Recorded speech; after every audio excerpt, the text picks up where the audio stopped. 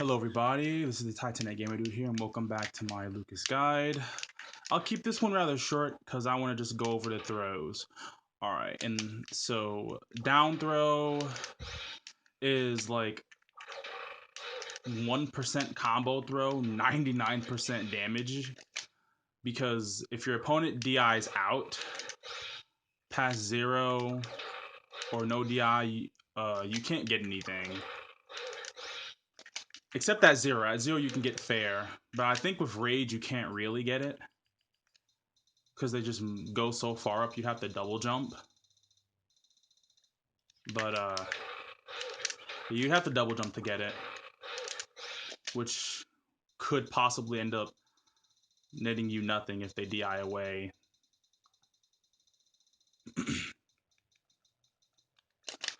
Lucas's pummel is about like unstaling. So there's 13.8 there, 25.8, 36.7. Alright, let's see what happens if we add one pummel in. 27.5, one pummel, 40 damage. That's a 4% difference. You take that.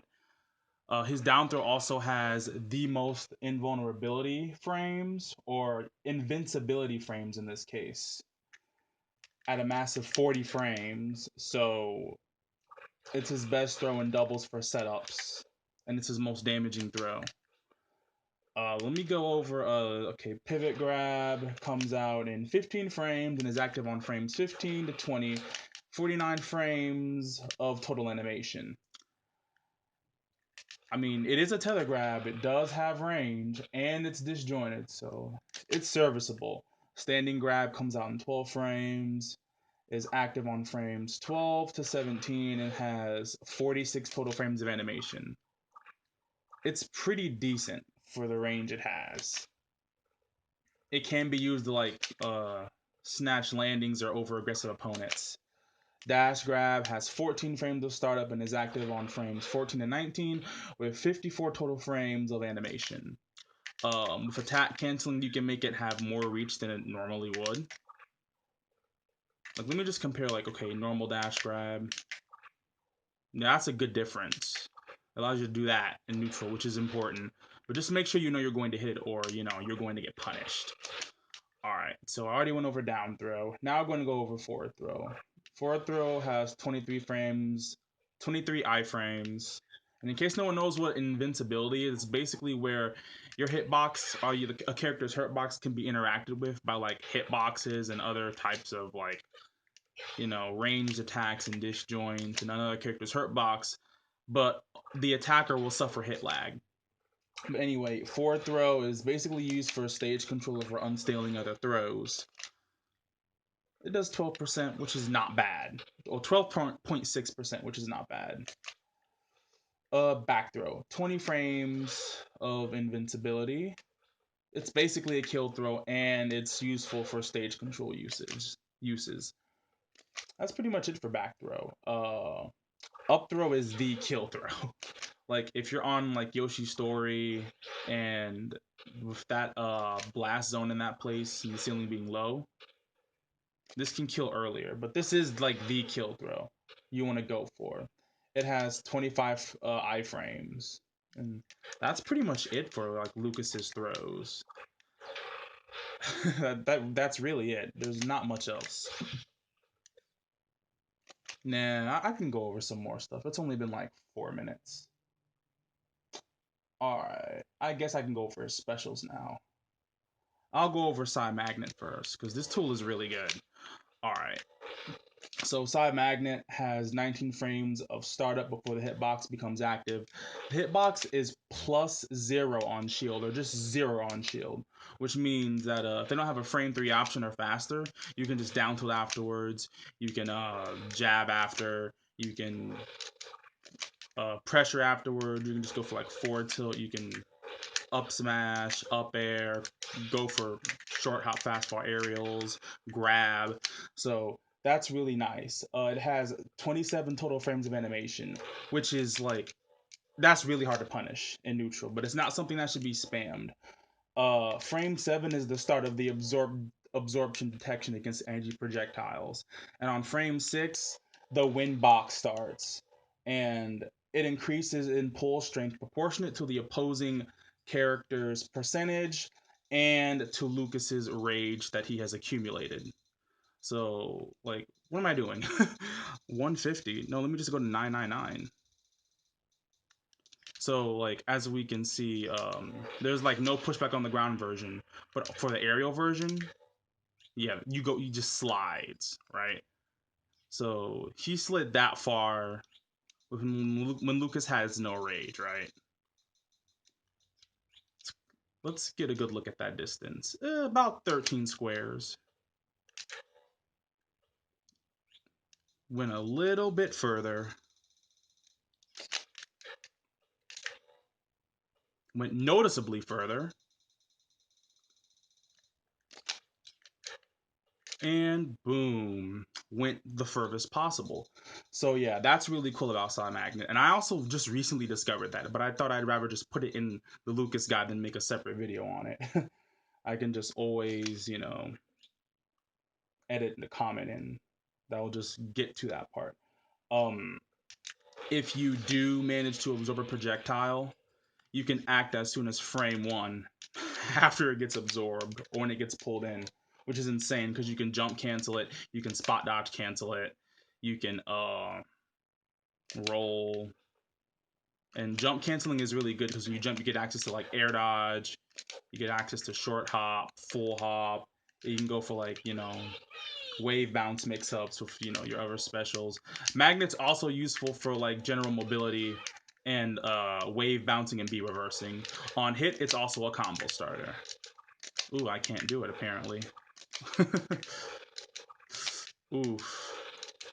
Yeah, it's a combo starter on hit too. So Magnet is really good as a baiting tool, a mobility option, a B reverse wave bounce option, a gimping tool with the wind box. You can mess up all kinds of ledge trapping with it because you can just pull opponents with it. You can use it as a way to like stall your momentum in the air too, to stall your fall speed, which is great to help Lucas land. So this tool is really good. The only problem with it is it has 19 frames of startup before the hitbox comes out, and yeah, that's pretty much it for Magnet. Other than that, you can move around with it, you can mix up your options, you can mix up your movement with it, and you can confuse people and bait people, which is really nice. PK Fire. This is kind of a weird tool because it looks as though like, oh, it's just a projectile you can spam, but it has 20 frames of startup. It becomes active on frames 21 and it lingers until frame 38. And the explosion becomes active on frame 1 when it detects the hurt box and it lingers for 19 frames in total. Has 52 frames of animation if used on the ground. In the air, it's the same unless you land and only suffer 19 frames of landing lag. At max, at close range, it's like minus 21 on shield, if not stale. And then at like max range, it's minus 7 on a shield. But people can react to this and they can run and parry on reaction, so don't overuse it.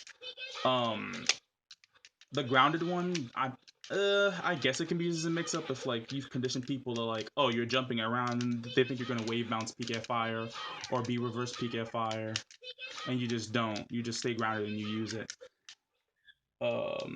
It's good to use when edge guarding, be reversing for landing, to get yourself out of a bad position. It can be used to retreat to the ledge. It can be used to like go to the ledge if you're very high up.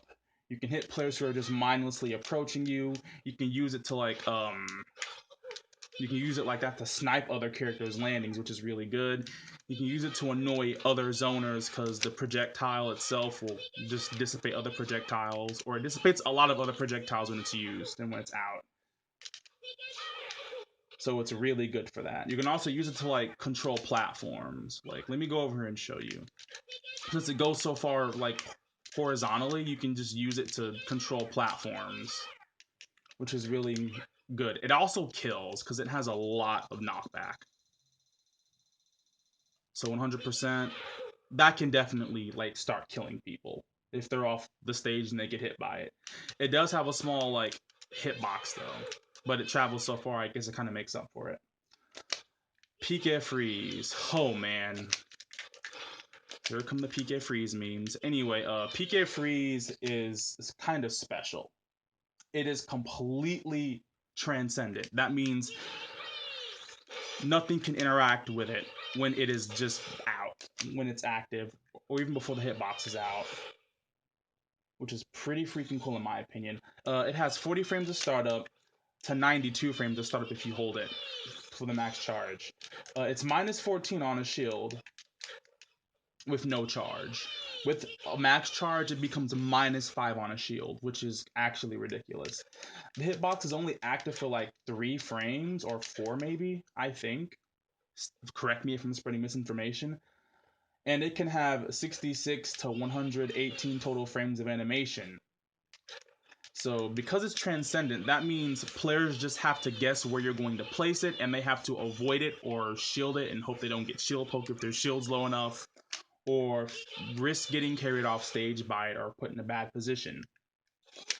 It's a baiting, edge guarding, ledge trapping, land sniping, B reverse, wave bouncing option that can be used to snipe landings, force options, pressure shields, and it's basically a trapping tool in my opinion.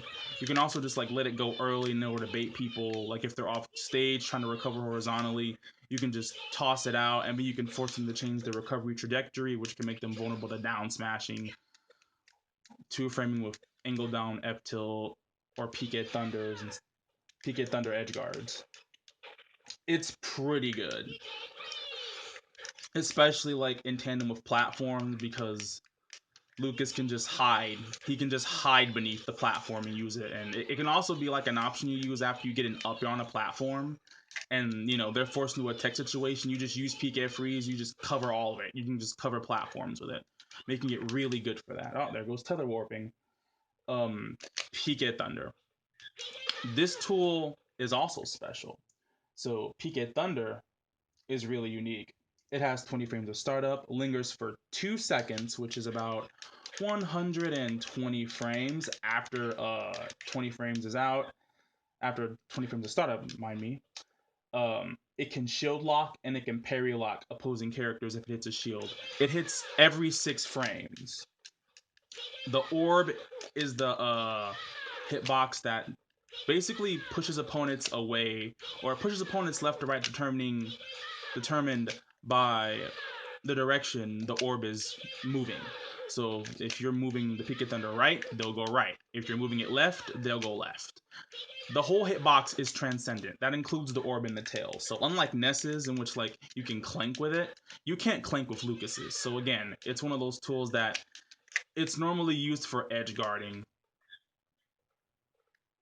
So like, let me give an example. Yeah, see that? You can just use it to like cover options off stage. You can use it to like do that, and you can cover the ledge. You can use it as like a ledge trapping tool to rotate around here to just get people hit into you, hit into the orb, and then you can maybe like hit them into you. It also forces tech situations incredibly early. It's actually kind of ridiculous how early it can force tech situations. 7%, will that work? Yeah, it forces tech situations at like 3 to 7%, which is crazy. If you hit with the orb, which can lead into all types of stuff, as Lucas can just like double jump cancels air. Oh man, fingers are a little cold. It can lead to stuff like that. I also forgot to mention that like Magnet's a tech chase or a jab lock ender, because you can just keep doing it because it sends it a really good angle. Even if they don't like, you know, tech, even if they're not forcing a tech chase, you can just get a double jump cancels there after it. PK Thunder is one of the best edge guarding tools when used properly, because it's transcendent and it just forces stage tech situations, and it lingers forever. It can also be used as a baiting tool, because you can just simply go like that. You can just make it hit a stage, and you can hit all types of characters. You can circle it like this. Wait, you can circle it like this to just control a large section of the ledge. You can go like this. You can make S shapes. You can try to make like squares. You can control quite a bit of area with this. And if they get hit by the orb, they get sent away, or to the direction of the orb, which can lead to all types of incredibly difficult tech situations, or they can just get pushed off stage. I'm not sure like what else it has going for it. I guess it's like an incredibly niche platform pressure tool because it can shield lock since it hits every 6 frames. It has 44 frames of N lag if used on the ground when it dissipates, and 11 frames of N lag if used in the air and it hits like solid ground. And for obvious reasons, the 11 frames of N lag is so like Lucas can move around and like at least recover when Peak Thunder dissipates in the air. 44 N lag is pretty big, so be careful how you use it if you're on the ground. It's a mind gaming tool. It's basically like a mind game tool for like off stage and stuff. I guess it can be useful in doubles if you're like if you want a disruptive tool, but Pika fires for that, which is it's a plus, so you definitely take it.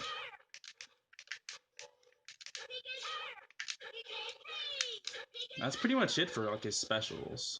And then there's like Pika Thunder 2, which is like a multi-hit that does a lot of damage if all hits connect. But against aware players, you just want to SDI in the opposite direction of where Lucas is traveling. This is pretty much his recovery option. You can recover from a multitude of angles, but it's locked behind having execution. You can also do that when like recovering. You can just use the Peak at Thunder to like annoy people and get them to shield, which is really good actually. So like you can on the ledge you can go like that, recover. You can just ledge drop, peek air freeze, air dodge back up. You can ledge jump into like peek air thunder. You can just annoy people. It has its mix-ups. If there's anything else I missed, let me know. I think that's about it. Is it? Let me see. Peek at fire, peek at freeze, PSI Magnet.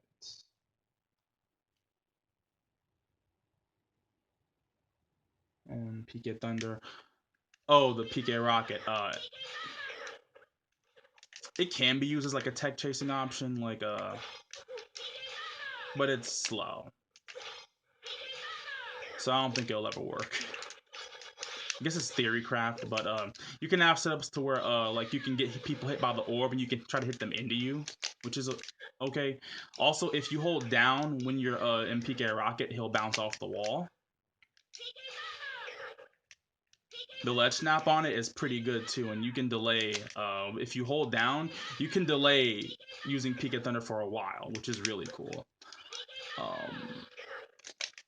If you hit yourself, no. If you hit yourself like on the head, you can do something like that, which again is a mix-up. It can like save you in very niche situations, but it's usually used for stuff like that. The best part about Peak at Thunder though is like if people are trying to edge guard you off stage, if you angle into the stage, they're forced into a tech situation. If you angle it right, you can go you can just do that. You can just fly way above the ledge. And it's doable on like Battlefield, FD. There's videos on it, but I'm not sure of the exact specifics, so I don't want to spread misinformation, but you can go like that, which is a good recovery mix-up. And I think that's about it for his specials, actually. Yeah, so if anyone liked this part, comment, like, favorite, subscribe, spread the video. I will see you all in, other parts I release. You all take care now.